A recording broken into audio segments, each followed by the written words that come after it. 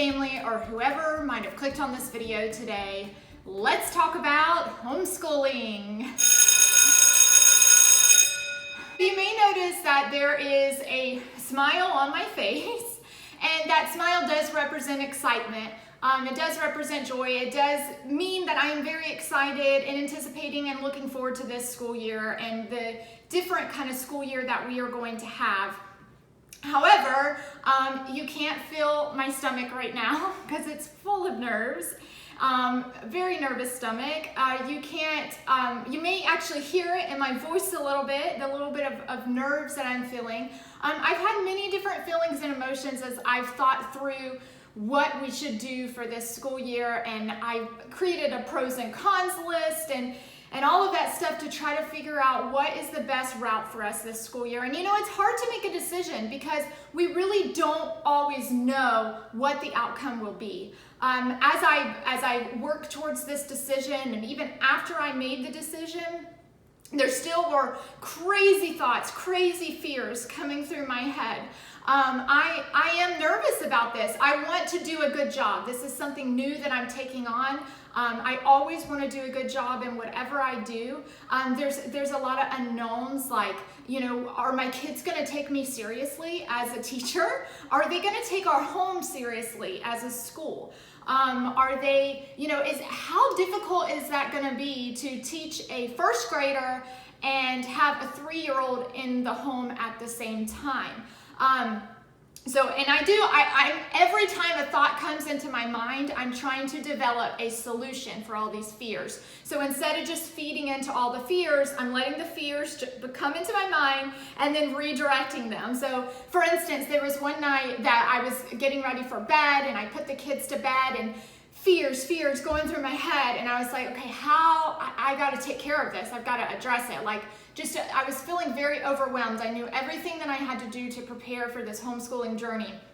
And so I sat down, I put the kids to bed, I sat down at the dining room table, and I just started going through all of our standards because I plan to follow our state standards to keep my child, particularly my first grader, aligned to what she'll need for second grade, to just like she is within a public school, because we do plan to return to public school. So I knew I needed to know all of the first grade standards. So that night I sat down, I read through all of the first grade reading and writing standards. I had a pencil, and even though I love digital on a computer, there are times where I just need paper and pencil, and I had plain pieces of paper laid out, and I had a pencil, and I started mapping out like what makes sense of, how am I going to teach all of these? How am I going to, make sure I map it out and pace myself, and I just sat down and did it. I was up until midnight working on that, and once I got through the reading, writing part, I was like, okay, see, I did this, I can do it. And so I will tell you, I have been singing Frozen 2 songs in my head, like over and over again, into the unknown, just do the next right thing. I had to tell myself over and over because I wasn't sure. I don't know if I've made the right choice or not, but I was like, I just got to do the next right thing. And this, for some reason, felt right for me. And I'm really excited about it. So I have spiraled all over the place with giving you information. So I did there's a whiteboard sitting behind the camera to try to keep myself focused and organized. So I'm going to go ahead and bring myself back to that whiteboard. I basically just wanted to summarize for you how, as we're all probably feeling, I have many different emotions. I have emotions of excitement and joy. I have emotions of nerves and fears, but we're just gonna do the next right thing. So this video, really the purpose is not to talk all about my feelings. The purpose is to go to that fun stuff, to the part that I'm excited about, my hopefulness for this school year, and the good things that I hope comes out of this. So I want to start, before I start sharing some ideas, I want to share a little bit about how I've prepared for this journey. So a real quick review, there was prayer, there's a pros and cons list, and then I had to commit, right? Those 3 things had to happen first. After that, as I've already said, because I was not following my whiteboard, I read through all of the standards. Next thing was I started developing a daily schedule, and I have all kinds of goodies over here that I'm going to share with y'all. But this is kind of, I know you can't see it, but this is kind of like my lesson plan, my schedule that I have put together. And basically, of course, I'm new to homeschooling, so any new journey is also scary because, again, you just have no previous knowledge, that background knowledge, that schema, teachers, right? You have no background knowledge on like what this is like. So I will tell you, I'm going to go ahead and stop here and tell you this. Anything that I do on Teacher Mom Talks, it is first for fun, enjoyment. It's a hobby, but also it's a learning process. I don't like if people ever were to perceive what I do as being the expert, because I am not an expert, because I am a regular human being that is walking through life learning. I am always learning. Teacher Mom Talks is my way of growing and exploring, and I enjoy it for that part. And so at some point down this road that I've been going down, I was like, you know what my little like tagline should be? It should be learn with me, emphasis on the with. So of course the things that I'm sharing, these are my hopefuls. These are like the things that I hope go well, and any chance that I get, I'm gonna try to jump back on YouTube and kind of share where we're at and where the reflection process has been and so forth. So this is, if you decide to follow me on this journey, you're gonna learn with me. So I wanna point that out. So anyway, so what I have done, and I know people that are maybe homeschooling experts at this point because you've been doing it for so long, I put together, wait for it, a 6-hour schedule for us. And I know that might sound crazy, but here's my thought process behind it, so bear with me. My thought process is basically like 3 of those hours are for my daughter, first grade. 3 of those hours are for my son, 3 years old. And so I kind of within the schedule, I went back and forth between their activities, because what I feel like is that my daughter's work is, going to be a little bit maybe more challenging or rigorous or something like that. And my son's work is going to be more fun and hands-on. And so, of course, I'm going to try to make hers as hands-on and, all that stuff. But so it's like something for her, something for him, something for her, something for him, because his stuff will be a break for her, like almost a brain break for her. Of course, like an example would be like, I'm going to put a hands-on time in there where we play with shaving cream or salt, or, like trace letters, and he does letters and she does sight words. So that's kind of my whole thought process. I actually think hers is maybe more of like a 3.5 hour or something like that. Now, I say 6 hours, but if it doesn't take 6 hours, then, and we kind of roll through it, then so be it. But that's just kind of my thought process, and I'm gonna learn as I go, learn with me. Thoughts are coming into my head as I'm speaking, and then they're falling right back out. Oh, I know. I'm gonna use Alexa, and I have used Alexa in the past. We're not really on a schedule right now. Like when things hit and we started like into the year e-learning mode, and then we went into summer, and typically around those times, I enjoy not having a schedule. So we kind of lounge back, and I'm not in a rush to get them to bed so quickly every night because, unless we have something in the morning, I'm definitely not. But, during the summer, you typically don't have something that you have to be up early for in the morning. So we try to have fun during the summer. And with that whole e-learning thing, it was so unexpected. I'm like, let's have fun. We can lounge back a little bit. I mean, we did our work, but you know what I'm saying. So anyway, but during the school year, I have used Alexa before, the Echo Dot, and I have like put our schedule into her, and she has, she gives us alerts, like when it's time to take a bath, when it's time to get to bed,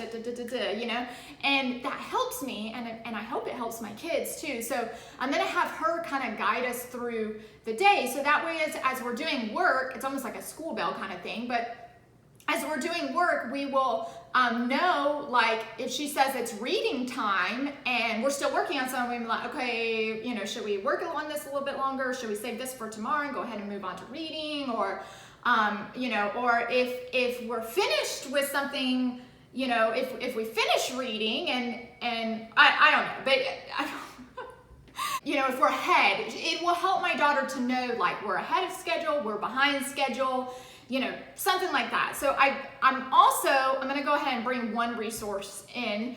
So she's supposed to learn about time, right? Wow, this video is so all over the place.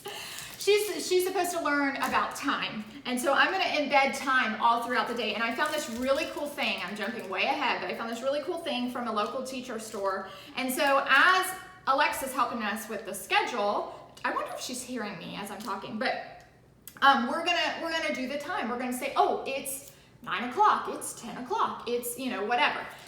So this is another little thing I'm going to incorporate. Okay, so I've kind of talked about schedule. That was a lot.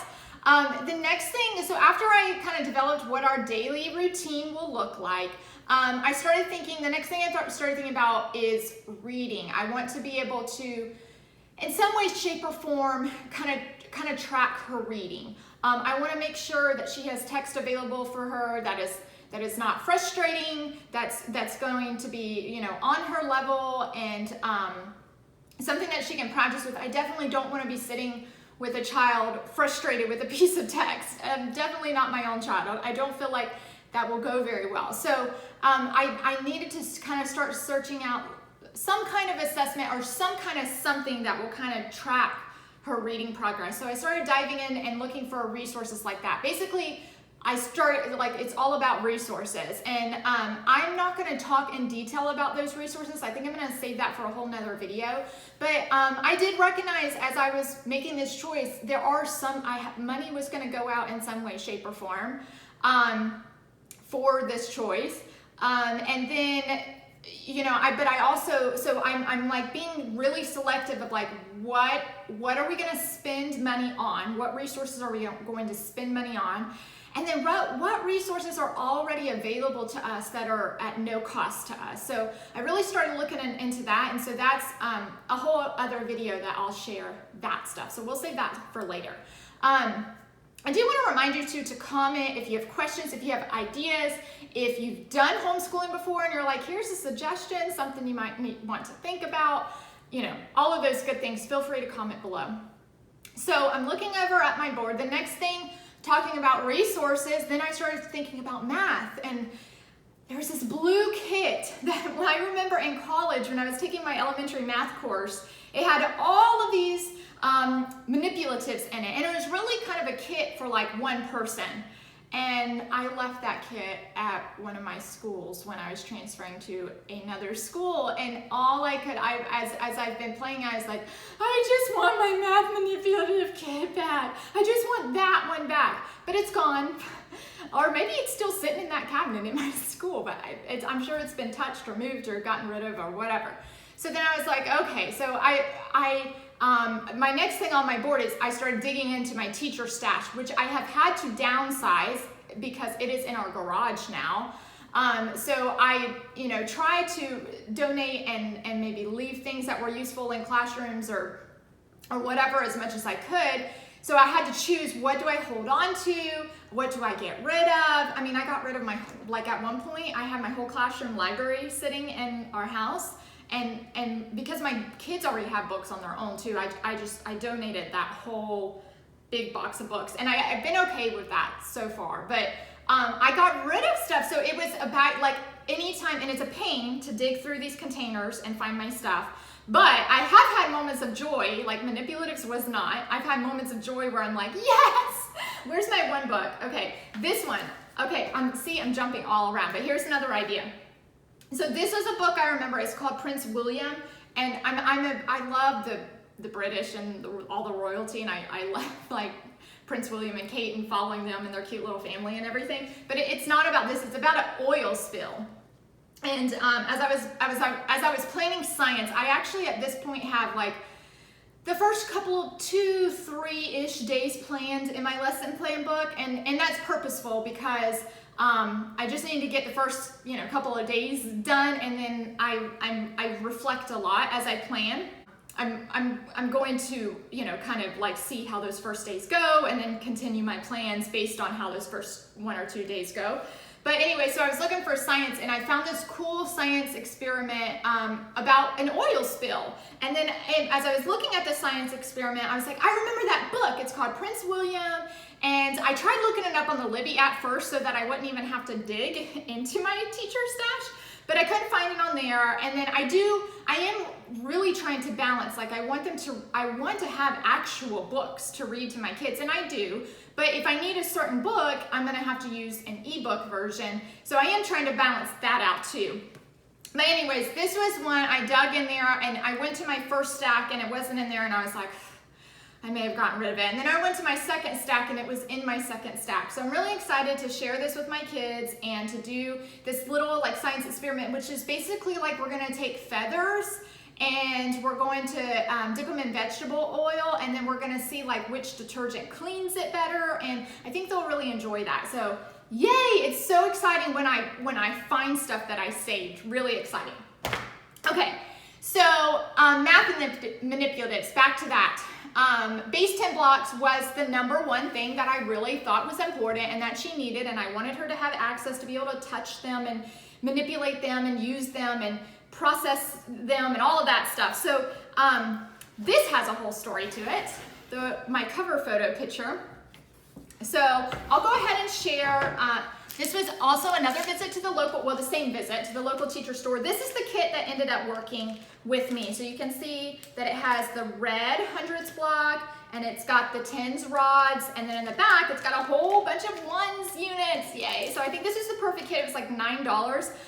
I can put a link below, and I think there's one similar, but I don't know if it's the exact number, but there's one similar, and this one says it has 111 soft pieces to build numbers. So you'll have to look on the Amazon link that I'll drop below, but it is $13.41 maybe on Amazon, and it was $8.99 at this local teacher store. So I was really excited when I discovered that I got the best deal. That's my other thing. I like to get the best deal. So just know that this kit may be available to you on Amazon, but if you check out your local teacher store, possibly you may get a better deal. So this is going to be used for this. Now, how did I come up with this idea? So I started thinking about, of course, at the end of the school year, and I don't even know how this process works yet, which also makes me nervous, but apparently we need to like present a portfolio. And I think I actually have an option. I have an option of presenting a portfolio. There's a few options. Or another option is to send her into a public school to take the SAT. And if assessments are available, we know that assessments have been canceled, but the school year will hopefully progress and change, and assessments may be available at the end of the school year. I may just send her in to take the SAT, which is something I want to do if that assessment is available. So whether that means if I have to show a portfolio or not, but I'm trying to be ultimately prepared. So I'm counting on showing a portfolio.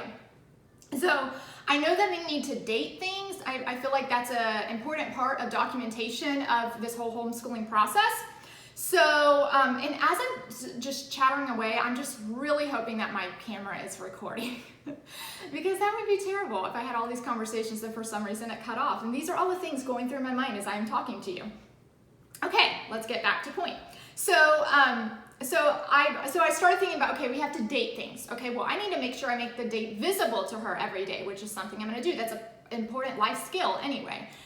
So then I was like, well, I want to like keep track of her attendance. I want to like show like these, even though we're going to have work to show and stuff, there was just a part of me, like probably that OCD, like anal part of me or whatever, that was like, I want to keep track of like making sure that we are dedicating days to learning. And I plan to do it 5 days a week and all of that good stuff, but I don't know, maybe for one reason or another, you know, we have an appointment one day and we don't do everything, or I don't know how this works, okay, I'm learning. So, don't hold anything against me. But I was like, I really want to keep track. And so, obviously 5 days a week is going to be a perfect way, but just bear with me here, okay? So I was like, maybe I'll have her write the date. Just write the date to like state like this is when we had a full day of learning or something like that, you know? How am I gonna keep track of attendance? So for some reason in all of that, actually the image of a teacher, a wonderful teacher that I got to visit her classroom. She was a kindergarten teacher. She may be teaching first grade now. I think she's still at the same school, the first school that I worked at. Wonderful teacher. I got to go to her classroom maybe 2 or 3 times, and each time I was in there I saw something awesome. I got wonderful ideas. I'm so thankful for all of the teachers' classrooms that I have been in. From interning from, like all of these experiences from when I was working on my master's, I had to go into different teachers' classrooms for observation, to use these observation tools. So I learned so much from that. And then as I was a writing resource teacher, I was in K through 5th grade classrooms. I learned so much from that. Being in so many different classrooms gives you so much experience.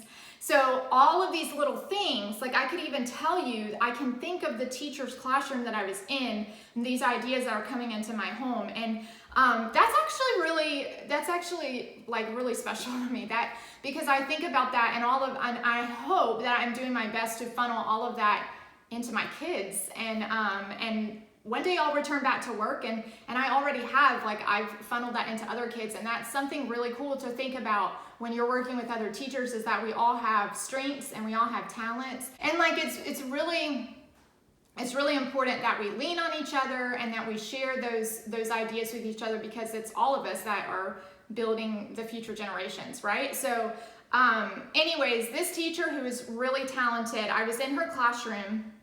And I remember, as I was planning all this, seeing her with the base 10 blocks, doing calendar math, and I was like, that's it. We're going to count, because my daughter, it's in the standards that she has to count up to 120. And so we're going to actually count to 180 throughout the whole school year to make sure she gets her 180 days of learning. And then we're going to, so each day when we have a school day, she's going to color in a block. And then we're going to use our base 10s to keep track. So once she gets 10 ones, then we're going to take those out and we're going to put a 10s rod in. And then we'll keep adding and counting the days. So I'm really excited about this. And I don't want to use names because I don't know how people feel about their names being used. But I like giving credit to people. And so the first school I was in, her last name started with an S, and then she got married and her name started with an H. That's the fabulous teacher that I'm talking about. So if anybody is connected to me in more of a personal way, you probably could figure those things out and know who I'm talking about. So thank you, and if you happen to be watching, thank you.